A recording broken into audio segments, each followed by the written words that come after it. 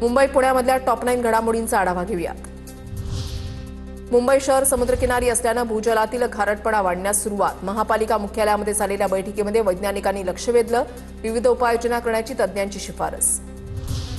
मुंबईच्या कमाल तापमानाचा पारा थेट 37.1 अंश सेल्सिअसवर। पुढील 2 दिवस तापमान कायम राहणार। मुंबईकरांचा शनिवार आणि रविवार हॉट असण्याची शक्यता। पर्यटकांचं आकर्षण असलेल्या संजय गांधी राष्ट्रीय उद्यानामधील वनराणी या मिनी ट्रेन आजपासून सुरू होणार। ट्रॅकमधील तांत्रिक बिघाडामुळे वनराणी काही काळासाठी बंद ठेवली होती। नवी मुंबई आंतरराष्ट्रीय विमानतळावरून उद्यापासून 30 नवीन देशांतर्गत विमानसेवा सुरू होणार। यामुळे विमानतळ 46 शहरांशी थेट जोडले जाणार। प्रवाशांच्या वाढत्या मागणीला प्रतिसाद म्हणून 24 ऑक्टोबरपर्यंत सेवा चालणार। मुंबई लोकलच्या तिन्ही मार्गांवर उद्या मेगा ब्लॉक। मध्य रेल्वेच्या मुख्य मार्गावर माटुंगा ते मुलुंड दरम्यान, तर पश्चिम रेल्वेवर कांदिवली ते बोरिवली दरम्यान ब्लॉक घेतला जाणार। पश्चिम रेल्वेवरील 300 लोकल रद्द।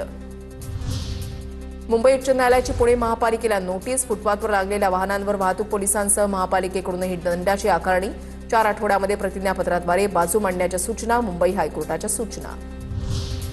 पीएमपीकडून महिला सुरक्षिततेला प्राधान्य द्यावं। महिला काँग्रेस शहर मंडळाची पीएमपीकडे मागणी। बस थांबे आणि बसमध्ये आपत्कालीन यंत्रणा आणि सीसीटीव्ही बसवण्याची मागणी। पीएमपी प्रशासनाला निवेदन।